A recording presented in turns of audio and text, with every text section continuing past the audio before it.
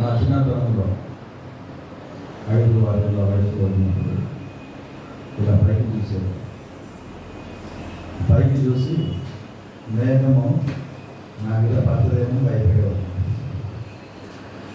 మేఘము నా మీద పడుతుందని భయపడేవాడు. దాని ఇంకో విషయం ఏంటంటే మేఘం ఎందుకు అంత పైన ఉండదు, మెల్లమెల్లగా కిందికి రావచ్చు కదా. Way of thinking of mind change life. ఆ తర్వాత ఇంకొక ఆలోచన ఏంటంటే మేఘము డల్ కదా, మేఘంలో మార్పులు రావా, అసలు ఎంత దూరం ఉంది మేఘం, ఫ్లైట్లు వెళ్తున్నాయి, ఏరోప్లేన్లు వెళ్తున్నాయి, ఇంకా దాని మీద ఇంకా మేఘం ఉందా అని ఆలోచన చేసేవాడు. చాలా విచిత్రమైన ఆలోచన చేసేవాడు. కానీ రక్షణ పొందిన తర్వాత దైవ సేవకులతో వాక్యం వింటూ వింటూ వింటూ ఉండగా థియాలజీ చేశాను కాబట్టి మేఘము గురించి కంప్లీట్గా నాకు అర్థమైంది. ఈ 3 yearsలో ఆదికాండం మొదలుకొని ప్రకటన గ్రంథం వరకు అన్ని అధ్యాయాలు వాక్యం చెప్పేశాను. ప్రతి గ్రంథంలో చెప్పేశాను వాక్యం, ప్రతిదీ అన్ని దాదాపు నాకు తెలిసినంత మటుకు ప్రతి గ్రంథం కంప్లీట్ చేశాను. బయటవారు ప్రార్థన చేస్తున్నాను, ప్రభువా ప్రకటన గ్రంథం నుండి ఒక వాక్యం నేను చెప్పాలి అన్నప్పుడు దేవుడు తన ఆత్మను బట్టి తన జ్ఞానాన్ని బట్టి సండే వాక్యం చెప్పి ఇలా కిందికి దిగిన వెంటనే మళ్ళీ ప్రార్థన చేస్తున్నా. దేవుడు నా దృష్టిని ప్రకటన గ్రంథం వైపు నడిపించాను. అన్ని అధ్యాయాలు చదువుతూ ఉన్నాను. సో నేరుగా 10వ అధ్యాయం మీద దేవుడు నా దృష్టిని ఏర్పాటు చేశాడు. ఆ 10వ అధ్యాయంలో కొన్ని విషయాలు మనం బాగా గమనిస్తే ఈ ప్రకటన గ్రంథాన్ని ఏమంటారంటే ప్రత్యక్షీకరణ అంటారు, రెవల్యూషన్ ఇంగ్లీష్లో. మరుగైనది బయలుపరచుటయే ఏంటమ్మా ప్రత్యక్షత. యోహాను పాత్మాసు దీపంలో ఉండి ఈ ప్రకటన గ్రంథాన్ని రాశారు. ఆ రోజుల్లో ఒక రాజు అంటాను, పేరు నాకు తెలియదు, ఒక రాజు బాగా యోహాన్ని హింసించి కొట్టి ప్రాణముతో ఈ దట్టమైన అడవుల ప్రాంతంలో పాత్మాసు దీపంలో పడేశాడు. ఈయన చనిపోయాడు, యోహాను కూర్చున్నాడు, ఈయన చనిపోయాడు, వెరీ గుడ్ కూర్చోడు, ఈయన చనిపోయాడు అని పాత్మాసు దీపంలో వదిలేశారు. అప్పుడు దేవుడు ఇతనితో మాట్లాడినప్పుడు, పరిశుద్ధాత్మ ద్వారా మాట్లాడినప్పుడు ఈ జరగబోయే సంగతులు భవిష్యత్తు కాలంలో, రాబో కాలంలో, ఉన్న కాలంలో జరగబోయే రోజులన్నీ కూడా ఇతడు రాశారండి. యోహాను సువార్త రాశాడు, 1 యోహాను, 2 యోహాను, 3 యోహాను, ఇవన్నీ రాశాడు. ఈ ప్రకటన గ్రంథం ఎప్పుడు రాయబడిందంటే దాదాపు క్రీస్తు శకం 96లో రాయబడింది. ఈ 10వ అధ్యాయంలో యోహాను పరిశుద్ధాత్మ పూర్ణుడిగా ఉండి ఏం రాస్తున్నాడు అంటే అక్కడ చూద్దాం ఒకసారి. బలిష్ఠుడైన వేరొక దూత పరలోకం నుండి దిగి వచ్చుట చూచి తిని. బలిష్ఠుడైన వేరొక దూత అంటే ఇంతకుముందు ఒక దూత ఉన్నాడు అన్నమాట, అంతే కదా. వేరొక దూత దిగి వచ్చుట చూచి తిని. ఎక్కడ ఉన్నాడమ్మా? పరలోకం నుండి దిగి వచ్చుట నేను చూచి తిని. ఆ వేరొక దూత ఎవరో కాదు, పరలోకము నుండి దిగి వచ్చిన దూత ఎవరో కాదు, అతడే యేసు క్రీస్తు ప్రభువు. ఈ యోహాను స్పిరిట్తో నింపబడి, పరిశుద్ధాత్మతో నింపబడి యేసు క్రీస్తు యొక్క విశిష్టతను తెలియజేస్తున్నాడు. యేసు క్రీస్తు యొక్క ప్రత్యక్షతలు, ప్రత్యేకతలు తెలియజేస్తూ ఉన్నాడు. యేసు క్రీస్తు యొక్క నన్ను గమనించండి వైభవాన్ని తెలియజేస్తూ ఉన్నాడు. ఎలా తెలియజేస్తున్నాడు అంటే 4 విషయాలు అందులో ఉన్నాయి. 4 విషయాలు. ఆయన మేఘమును ధరించుకొని ఉన్నాడు, అదొక ప్రత్యేకత. రెండవది, ఆయన శిరస్సు మీద ఏముందమ్మా? ఇంద్రధనుస్సు ఉంది. మూడవది, ఆయన ముఖం ఎట్లా ఉందంట? సూర్య బింబం వలె ఉంది. ఆయన పాదములు ఎట్లా ఉన్నాయి? విశిష్టత, ప్రత్యేకతలు. ఆ బలమైన దూత, పరాక్రమము గల దూత, ప్రభావము గల దూత, మహిమ గల దూతలో ఇవన్నీ ఉన్నాయి. అవన్నీ చెప్పండి. దేవుని చిత్తమైతే ఎవరి సండే ఒక్కొక్క టాపిక్ గురించి వాక్యం చెప్తాను. సో ఒక వచనం మనం తీసుకుందాం. 10వ అధ్యాయం దగ్గరికి వచ్చినాం. ఆయన మేఘము ధరించుకొని యుండెను. ఈరోజు మనం మేఘం గురించి దేవుని వాక్యం ఉన్నాం. దేవుడు మేఘమును ధరించుకొని ఉన్నాడు. అసలు దేవుడు మేఘాన్ని ధరించుకోవడం ఏంటి? దేవుడే మేఘము ధరించుకోవడం కారణాలు ఏంటి? గట్టిగా అసలు దేవుడు మేఘాన్ని ఏ విధంగా ధరించుకుంటాడు? ఇప్పుడు సర్వోన్నతుని శక్తి ఎవరిని కమ్మకూడదమ్మా? మరియను. ఎగ్జాక్ట్లీ. సర్వోన్నతుని శక్తి మరియను కమ్ముకునేను. పరిశుద్ధాత్మ మరియ మీదికి దిగి వచ్చాను. సో మేఘం దేవుని ఏ విధంగా ఆవరిస్తున్నారు? అందుకే భక్తులు కొంతమంది మేఘం గురించి పాటలు పాడారు. దేని గురించి? మేఘాల గురించి పాటలు పాడారు. చెప్తారా ఒక పాట? ఏ పాట మేఘం గురించి? రేపు ఒక పాట చెప్పేసింది, మేఘాల మీద యేసు వచ్చి. మనకి ఒక పాట ఉందా మేఘం మీద? మేఘం రావాలి బిడ్డ, మేఘము. మేఘాల మీద యేసు వచ్చుచున్నా. తర్వాత ఇంకొక మేఘం ఉందా? ఆయన ఆకాశము మేఘములతో కప్పును. మేఘం భక్తులు, పరిశుద్ధులు, పరిశుద్ధాత్మతో నింపబడి మేఘం మీద పాట రాస్తారు. ఇంకో పాట కూడా ఉంది. కొంచెం దిక్కు ఆలోచన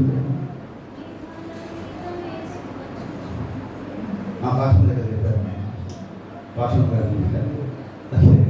ఇంకో పాట ఏం చెప్పాలని చెప్తున్నారు ఒకసారి.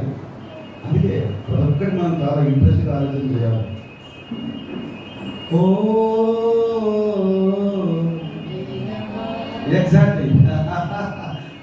బైబిల్ గీత పెడితే అందరూ గెలుస్తారా? మీరే గెలుస్తారు. అయితే నేను ఏమంటానంటే, దేవుని పరిశుద్ధమైన గ్రంథంలో భక్తులు ఒక్కొక్క మాటను తీసుకొని దాన్ని వివరించారు.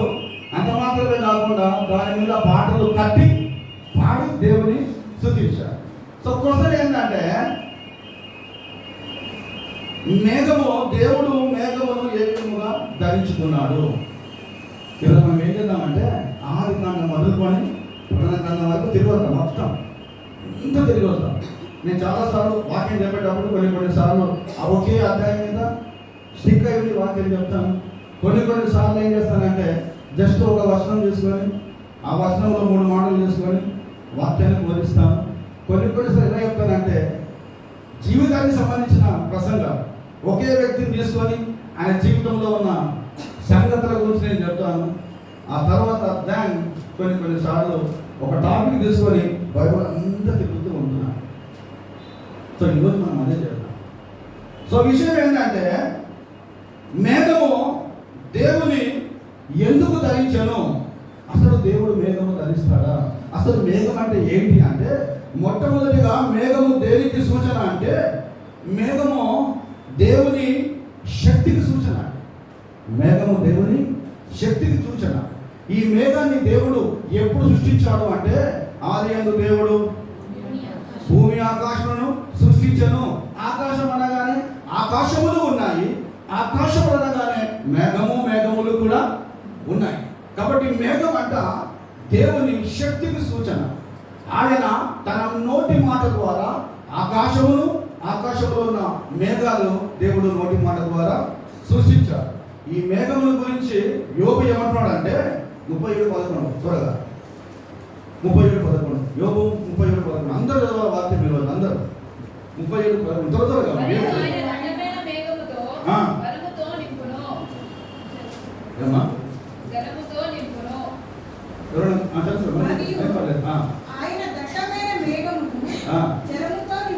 చాలా మరి ఏ మేఘం ఉండాలి?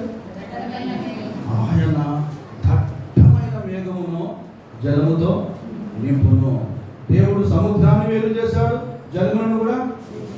దట్టమైన మేఘం. యోబు కూడా పరిశుద్ధాత్మ ద్వారా మాట్లాడుతూ ఉన్నాడు. ఇంకో దగ్గర యోబు 37:14 వచ్చిన యోబు ఈ మాట ఆలకింపుము, కోరుకుని దేవుని అద్భుత క్రియలను ఆలోచించుము. దేవుడు తన మేఘపు మెరుపు ప్రకాశింపవలెనని ఎట్లు తీర్మానము చేయునో నీకు తెలియనా? చాలా చూసారండి, యోబు ద్వారా దేవుడు మాట్లాడుతూ ఉన్నాడు. యోబు మేఘంలో నుండి ప్రకాశం వస్తుంది, మేఘంలో నుండి వెలుగు వస్తుంది, మేఘంలో నుండి ఉరుము వస్తుంది. ఆ మేఘం యొక్క శక్తి ప్రభావము నీకు తెలుసా యోబు అని దేవుని మేఘము కొరకు మేఘమును గూర్చి దేవుడు యోబు గారికి తెలియజేస్తూ ఉన్నాడు. ఇంకో దగ్గర 97వ కీర్తన 2వ వచనం, 97:2. మేఘాంధకారములు ఆయన చుట్టూ నుండును, నీతి న్యాయములు ఆయన సింహాసనమునకు ఆధారము. చాలా ఏదమ్మా, మేఘాంధకారములు ఎవరి చుట్టూ ఉన్నాయంట? దేవుడి చుట్టూ ఉన్నాయి. వాక్యము గమనించండి దయచేసి. మేఘాంధకారములు దేవుని చుట్టూ ఉన్నాయి. మేఘాంధకారములు ఎందుకు దేవుడి చుట్టూ ఉన్నాయి అంటే దేవుడే మేఘమును నోటి మాట ద్వారా ఏం చేశాడు? సృష్టించాడు. కానీ మీకు తెలుసా, కొత్త నిబంధన వచ్చే వరకు, కొత్త నిబంధన వచ్చిన వరకు ఈ మాట చేంజ్ అయిపోతుంది. యోబుతో మాట్లాడిన దేవుడు, దావీదుతో మాట్లాడిన దేవుడు ఇంకో దగ్గర ఒక మాట, ఇంకో దగ్గర 104వ కీర్తన 3వ వచనం, 104:3.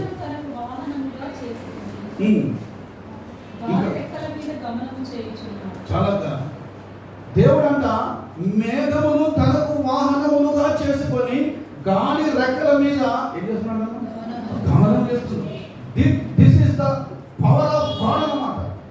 ఇది దేవుని శక్తి, ఇది దేవుని ప్రభావము, ఇది దేవుని మహిమ అండి.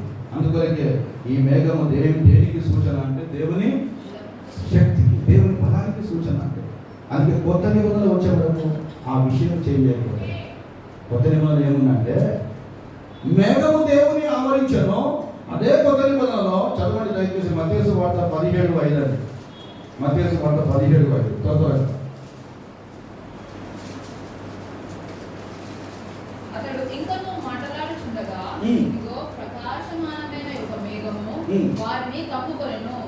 ఇదిగో ఈయన నా ప్రియ కుమారుడు, ఈయన యందు నేను ఆనందించుచున్నాను, ఈయన మాట వినుడని ఒక శబ్దము ఆ మేఘములో నుండి పుట్టెను. రైట్, చూసారండి, దేవుని శక్తికి సూచన ఉన్న మేఘం.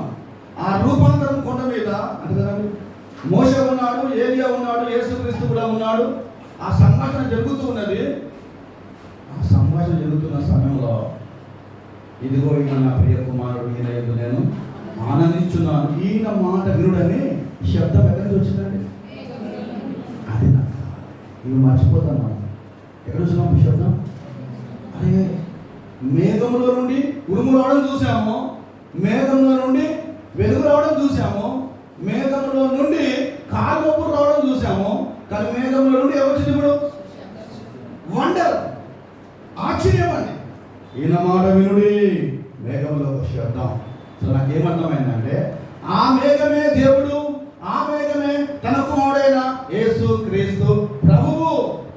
పూర్వము మేఘము ద్వారా మాట్లాడిన దేవుడు, పూర్వము మేఘము ద్వారా ఆకాశము ద్వారా మాట్లాడిన దేవుడు ఈ దినాలలో వాక్యము ద్వారా ఆయన కుమారుడైన యేసు క్రీస్తు ద్వారా మనతో మాట్లాడుతున్నాడు.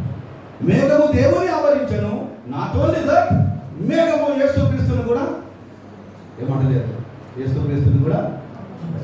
అందుకొరకే యేసయ్య ఏమంటుందంటే, యేసయ్య ఏమంటుందంటే నేను మేఘారుడని. ఇప్పుడు భాషను పాడిన పాట గుర్తొస్తాడు. ఏం పాట భాషను? ఎవరు వస్తున్నారు? ఎవరు వస్తున్నారు? యేసు వచ్చుచున్నాడు. అదండి అమ్మ, దేవుని శక్తి, దేవుని బలం, దేవుని ప్రభావం నువ్వు తెలుసుకోవాలి. గుడికి వచ్చిన తర్వాత ఒక విశ్వాసుగా, ఒక క్రైస్తవుడుగా ఆయన శక్తి, ఆయన ప్రభావం తెలుసుకుంటే ఇతరులకు నీవు బోధిస్తావు, ఇతరులకు నువ్వు మాదిరికరంగా ఉంటావు, ఇతరులకు నీవు కూడా ఒక మేఘం వలె ఉంటావు. నాకు లిటరలీ మేఘము వలె. ఆ మేఘమే దేవుని ఆవరించినప్పుడు, ఆ మేఘమే యేసుక్రీస్తుని ఆవరించినప్పుడు, ఆ మేఘమే తండ్రిని తన కుమారుడు యేసుక్రీస్తుని ఆవరించినప్పుడు నన్ను ఆవరించారా? చెప్పండి, ఆవరించారా? తప్పకుండా ఆవరిస్తారు. కానీ మనం ఏంటంటే తెలుసుకోవాలి, మేఘము దేవుని శక్తికి సూచన. రెండవది, మేఘము దేనికి సూచన అంటే మనం త్వరగా వెళ్దాం మనము. రెండవదిగా మేఘము దేనికి సూచన అంటే మేఘము సమాధానానికి సూచన. అలా ఏం చెప్తున్నాను, మేఘం ఏంటి? సమాధానానికి సూచన అయింది. ఆ మేఘమేమో పైన ఉంది. మనుషులముగా నరులముగా మనం ఎడ ఉన్నాం? మనం భూమి మీద ఉన్నాం. ఆల్రెడీ కొందరు బైబిల్ తీసిస్తారు, సిద్ధంగా ఉన్నారు.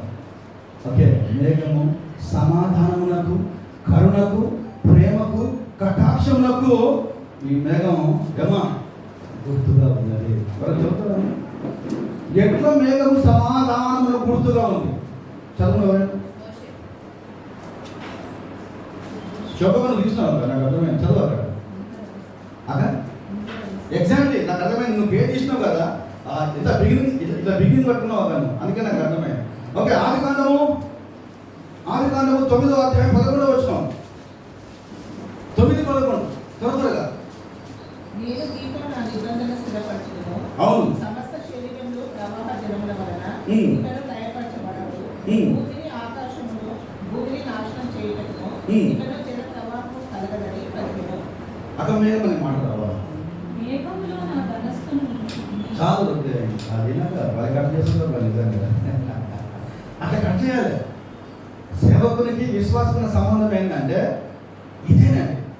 సేవకు నుండి మాట రాకముందే అర్థం చేసుకోవాలి. అరే అన్న ఇప్పుడు ఈ మాట చెప్తాడు, తీసి పెట్టాలి. సో కమర్చదు బాగా లీనాక మేఘములో నా ధనస్సును ఉంచుతుంది. రైట్, చాలా. అప్పుడు భూమికి మధ్య నిబంధనకు గుర్తుగా సో దేవుడు అంటున్నాడు మేఘములో నా ధనస్సును ఉంచగలడు. నా ప్రశ్న ఏంటంటే మేఘములోనే ధనస్సును దేవుడు ఎందుకు ఏర్పాటు చేయాలి? మేఘములోనే దేవుడు ధనస్సును ఎందుకు ఏర్పాటు చేయాలి? ఎందుకు క్రియేట్ చేయాలి? ఇంద్రధనస్సు మేఘములో నుండే వస్తుంది. ఇంద్రధనస్సు ఆకాశంలోనే మనకు కనిపిస్తుంది. అక్కడ తప్ప మనకి ఎక్కడ కూడా కనిపించాడు. కానీ దేవుడు ఏమంటుందంటే నోహుతో అంటున్నాడు, నోహో ఇదిగో నీకు కనబడే విధముగా ఆ మేఘంలో నా యొక్క ధనస్సును ఉంచాను. 7 రంగుల ఇంద్రధనస్సును ఉంచాను. తెలుసా నువ్వు ఎందుకు ఈ యొక్క మేఘములు నా ధనస్సును ఏర్పాటు చేశానంటే నేను మనుషుల యొక్క పాపాన్ని చూసి, మనుషుల యొక్క దుష్టత్వాన్ని చూసి, ఇక నా ఆత్మ శరీరులతో వాడించదు అని నా మనసు పరితాపం పడలేక, నా మనసు దుఃఖపడింది, నా మనసు బాధపడింది, నా ఆజ్ఞలు మర్చిపోయారు, దేవుని నీతి నియమాలు పక్కన పెట్టేశారు. ఇక భూమి మీద ఉన్న నరులను, పశువులను, పురుగులను జల ప్రళయం చేస్తాను. నేను ఏం చేస్తాను అందరినీ అందరినీ నేనేమంటే నాకు ఏమర్థమైందంటే దేవుని కోపాన్ని బట్టి జల ప్రళయం ద్వారా, అంటే ఆయనకున్న ఆయుధం ఏంటంటే దేవునికి ఉన్న ఆయుధాలు మనుషులను నాశనం చేయాలంటే చెప్తున్నా, థియరిటికల్గా చెప్తున్నా, మనుషులను ఆయుధం చేయాలంటే దేవునికి ఉన్న ఆయుధాలు కొన్ని ఉన్నాయి. ఆయన కోపం వచ్చినప్పుడు, ఆయన రౌద్రం వచ్చినప్పుడు ఆయన ఏం చేస్తాడంటే ఆయుధాలు ఉపయోగిస్తాడు. ఒకటి, మనుషులు నా మాట వినకపోతే మీరు మీ సమూహ నాశనం చేయాలంటే ఒకటి జలప్రలయం, అది తప్ప ఏం లేదు. రెండవ ఆయుధం ఏంటంటే చెప్తాను, ఆ తెలుగు తర్వాత కుదరదు. రెండవ ఆయుధం ఏంటంటే అగ్ని, అంతే కదా, అగ్ని ఆయన రెండవ ఆయుధం. సొదొమ గొమొర్రా ప్రజలు నా మాట వినలేదు కాబట్టి నేను ఏం చేయాలి?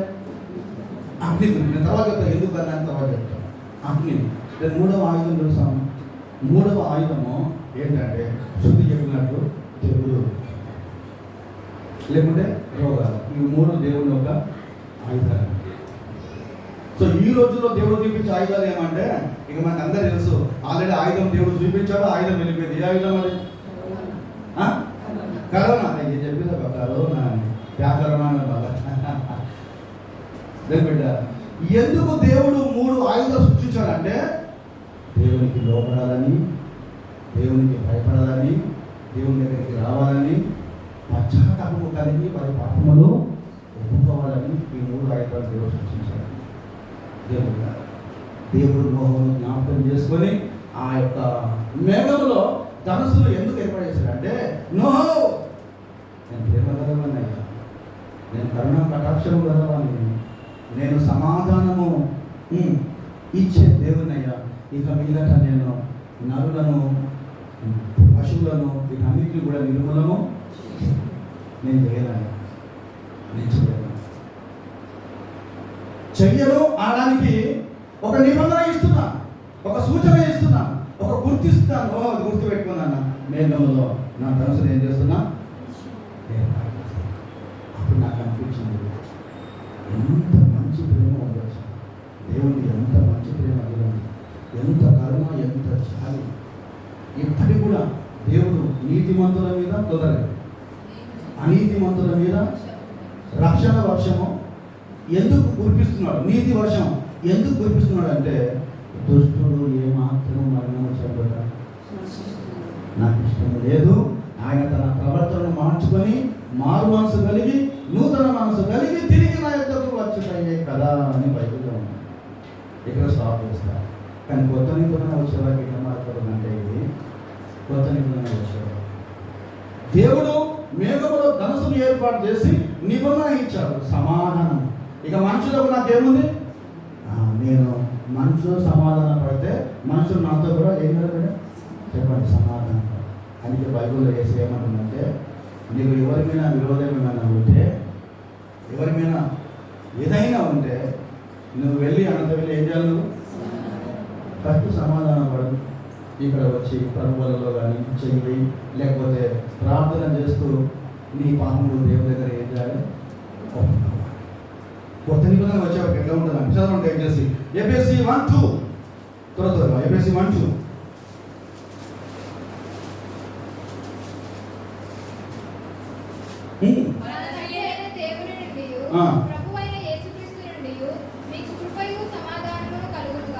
రైట్. సో పాత నిబంధనలో దేవుని ద్వారా సమాధానం వచ్చింది, కొత్త నిబంధనలో ఎవరి సమాధానం వచ్చిందండి. ఏం చెప్తుంది బిడ్డ, అది నాకు కావాలి. కొత్త నిబంధనలో మన ప్రభువైన యేసు క్రీస్తు ద్వారా ఏం కలుగును గాక, సమాధానము కలుగును గాక. అందుకనికి యేసు ప్రభు మరణించి తిరిగి లేచిన తర్వాత 120 మంది మధ్యలో ఆ మేడగల మీదకి వెళ్ళి ఏం చెప్పాను, మీకు సమాధానం కలుగును గాక. అందుకే ఈ యోహాను పాత్మసు దీపంలో దర్శనం చూస్తూ ప్రత్యక్షతలు చూస్తూ ఆయనను మేఘము ఎట్లను ఆదరించి ఉన్నాడు. సమాధానం, ఈ సమాధానం కేవలము యేసు క్రీస్తు ద్వారా మాత్రమే మనకు దొరుకుతుందని మనము దేవుని వాక్యం చేత చరిత్రపడుతున్నాం. మూడవది చూద్దాం. మూడవది మేఘము దేనికి సూచన అంటే,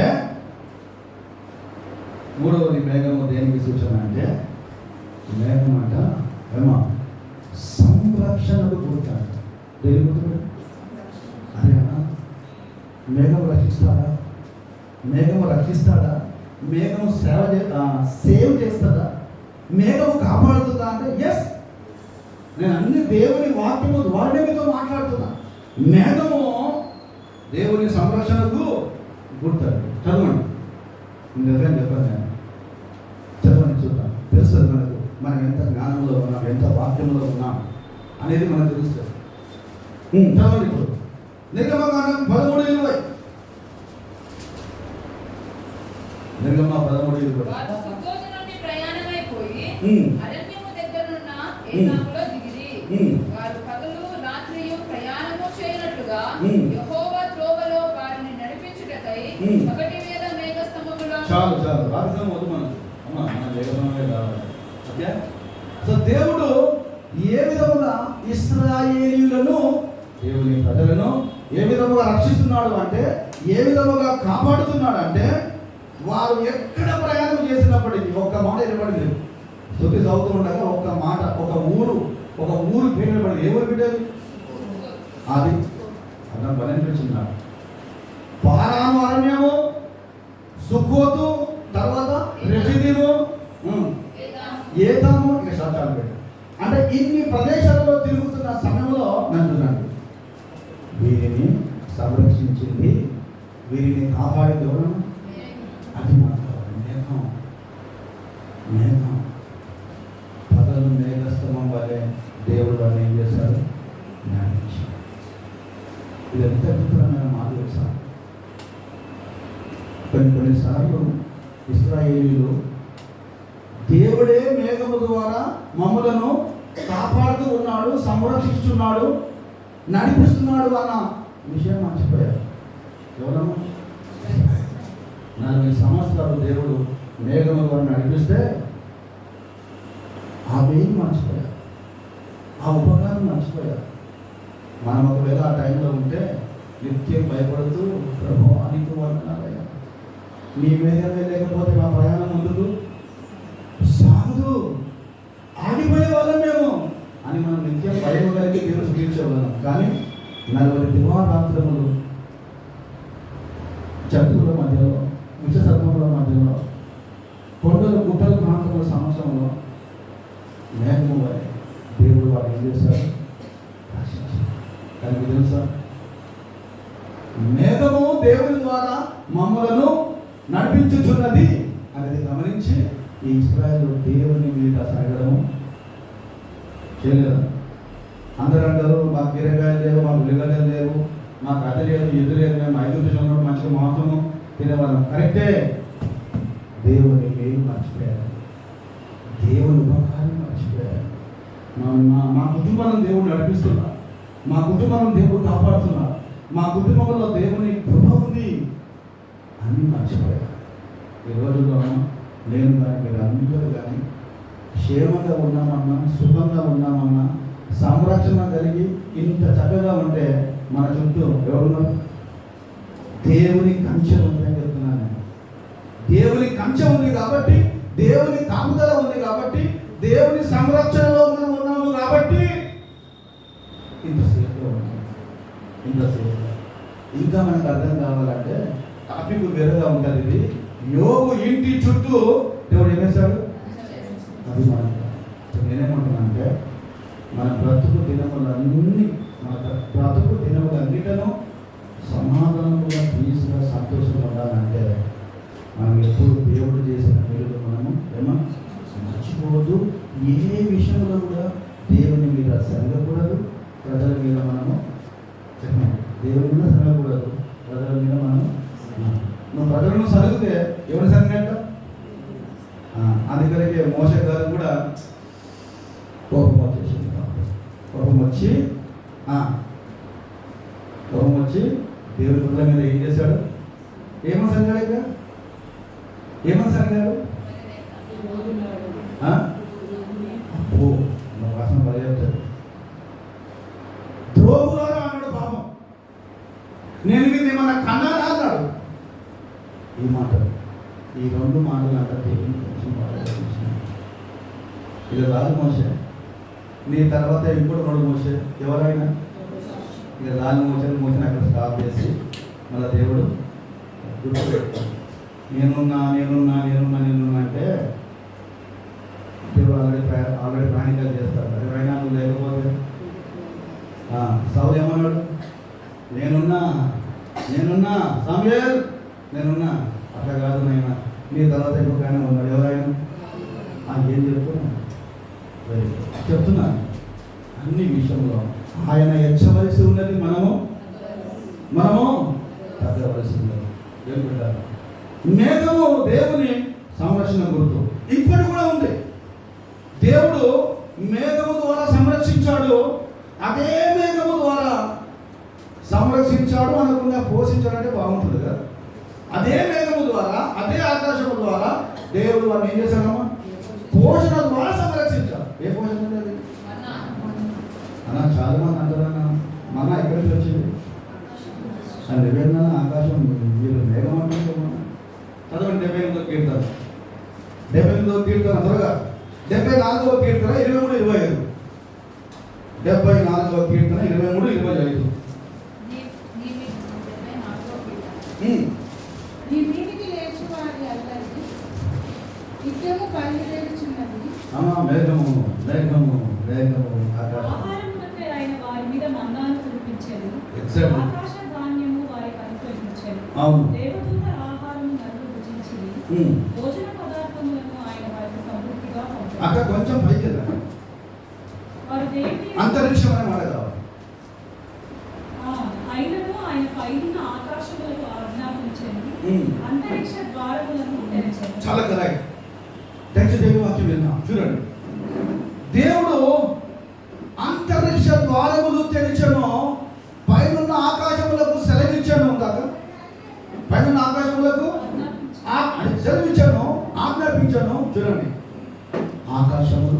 ఆకాశం అనగానే మేఘములు ఉన్నాయి అక్కడ. ఆకాశములు మేఘములు ఆయన మాట్లాడిన తర్వాత దేవుడు మాట్లాడిన వెంటనే దేవుని మాట్లాడినంత మన్నాలో వెళ్ళినాడు. అది దేవుని మాట చెప్పిన వెంటనే ఆయన అంతరిక్షం యొక్క ద్వారములు, ఆకాశం యొక్క ద్వారములు, మేఘముల యొక్క ద్వారములు తెలిసిన వెంటనే ఏం కురిపించబడిందమ్మా? మన్నా. అందుకే ఒక భక్తుడు ఏమంటాడంటే, నన్ను గమనించి, ఆ మంచు కింద పడినప్పుడు అంట, మంచు మన్నా కింద పడినప్పుడు అది మంచు వలె ఉంది బైబిల్లో. అది మంచు వలె కనుమలు కనుమలుగా తెల్లగా ఉండి అపురూపముగా ఉండి ఇంకెట్లా ఉన్నాను రైతులు బలైపోయినాడు. కోతిమీర గింజ వలె ఉండేది. నేనేమంటున్నా అంటే, దేవుడు అరణ్యములో మేఘము ద్వారా నడిపించాడు. అదే దేవుడు ఆ మేఘము ద్వారా కురిపించబడిన మన్నా ద్వారా దేవుడు ఏం చేశాడు?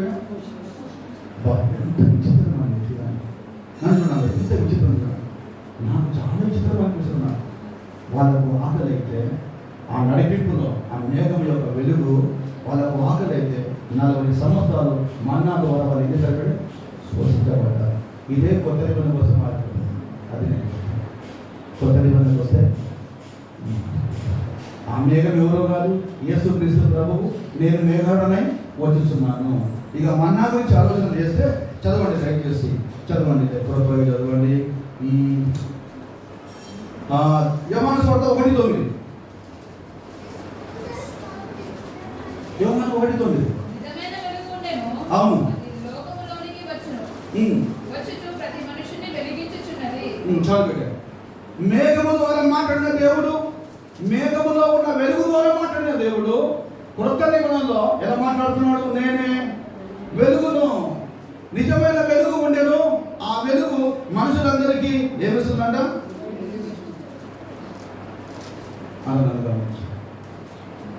మనం అందరము కూడా వెలిగించబడిన వాళ్ళం. ఆమేన్. మనం అందరము వెలిగించబడిన వాళ్ళం కాబట్టి ఇక్కడ కూర్చున్నాం మనం. అందుకే మనం చీకటి సంబంధము కామండి, మనము వెలుగు సంబంధం.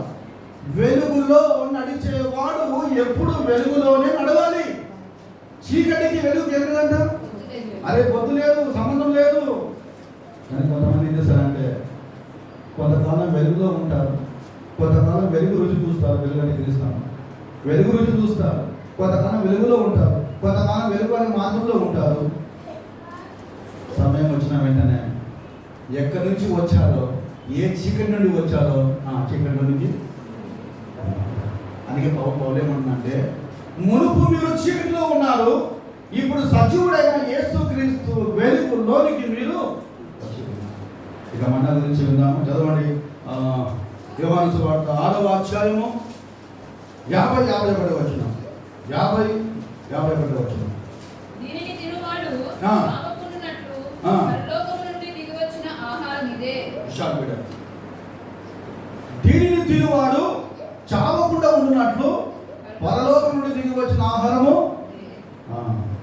ఈ మాట ఎందుకు నాకు గుర్తొచ్చిందంటే, ఏ మేఘం నుండి మన్నా కురిపించబడిందో, ఏ ఆకాశం నుండి మన్నా కురిపించబడిందో, ఆ మన్నా ఎవరో గారు ఏంటంటే యేసుక్రీస్తు గారు.